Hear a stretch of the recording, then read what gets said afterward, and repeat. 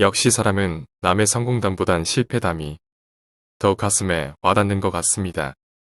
뭐랄까 성공담은 마냥 부럽다는 생각에 왠지 모를 자괴감이 들지만 실패담은 난 저렇지는 않으니까 하는 안도감과 이 사람보다는 내가 낫다는 우월감이 들어서인지 모르겠습니다.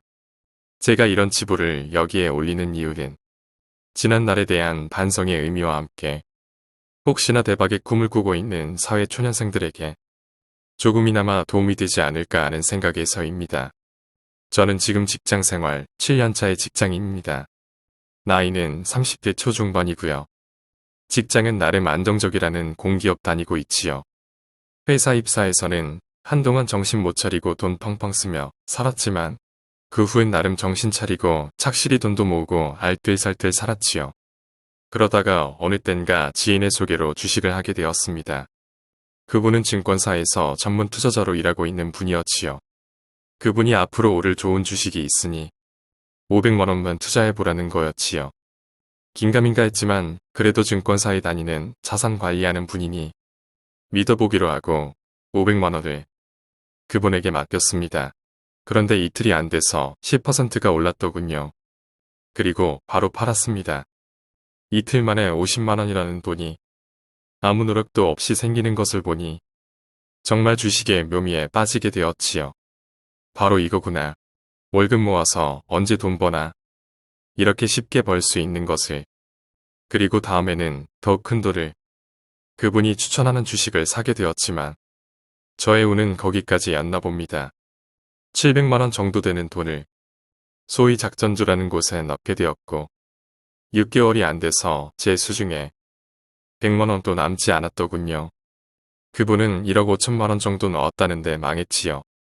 나이도 많은 분인데 그 후에 증권사 나와서 동네 수퍼를 한다는 소문만 나중에 들었습니다.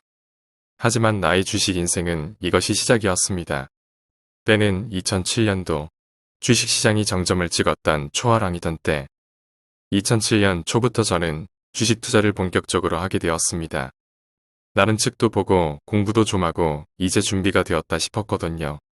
금액도 이제는 전에 하던 거랑은 비교가 안 될 정도였으니까요. 1년 안에 2억을 벌어주마 하며 지금 생각하면 정말 허황된 꿈도 꾸게 되었습니다. 어디서 그런 자신감이 나왔는지 지금 생각해보면 웃음만 납니다. 그러다가 회사 동료가 좋은 정보가 있다며 꼬시더군요. 주식 가격이 200원 정도 하는 쓰레기 같은 회사였지만 그 친구가 그 회사에 아는 사람이 있다며 조만간 M&A가 될 거라며 몇 배 튀기는 것은 문제 없다고 같이 사자고 하더군요. 그 친구의 말이 너무 신빙성이 있어 보였고 우리만 아는 고급 정보라고 계속 설득하는 바람에 그 친구는 5천만 원 전엔 4천만 원 정도를 사게 되었습니다. 그런데 이게 웬일 그 후로 계속 빠지더군요. 이후에 감자 후 M&A 된다던 주식이 감자 후에도 계속 빠지더군요. 결국 상폐가 되었고 저는 여기에서 엄청난 손해를 보게 되었습니다.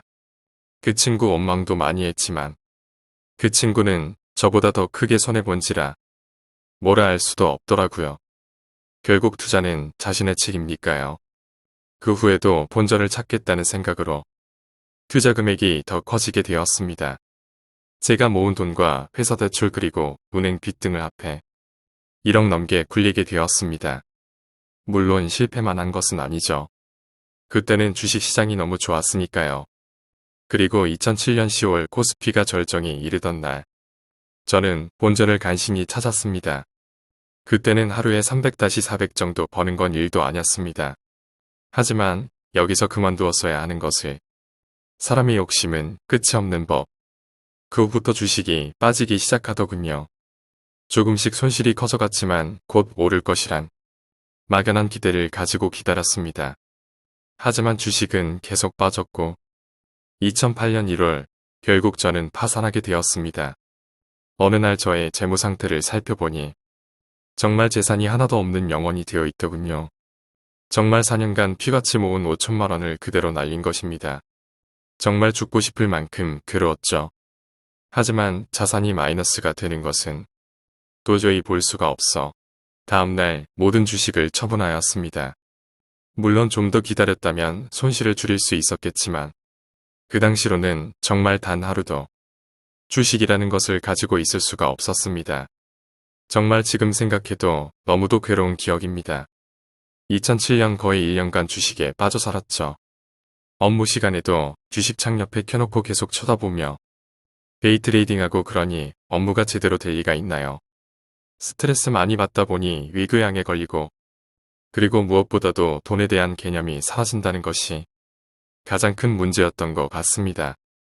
돈이 돈이라는 느낌보다는 그냥 숫자라는 생각이 들게 되더군요. 하루에 한 달 월급이 왔다 갔다 하니 그럴 수밖에요. 그냥 돈이라는 것이 숫자 노름한다는 생각이 들다 보니 돈이 귀한 줄 모르고 막 쓰게 되더라고요. 어차피 내일 주식으로 벌면 되니까 하는 생각으로 이스라린 경험으로 참 많은 것을 배웠습니다. 오히려 젊은 시절에 이런 큰 실패를 한 것이 다행이라는 생각도 하게 되었고요. 돈의 소중함을 알게 되었고 아껴 쓰고 절약하는 것이 얼마나 중요하다는 것을 알게 되었습니다.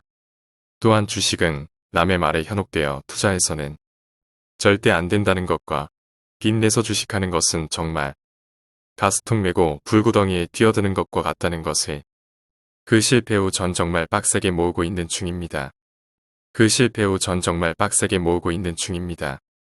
천천히 욕심부리지 않고 차곡차곡 쌓여가는 통장 잔고를 보며 돈 모으는 재미가 이런 것이구나 하고 느끼게 되었고요. 지금은 그래도 많이는 아니지만 제법 돈이 좀 모인 상태이지요. 하지만 아직 갈 길이 멀기만 합니다.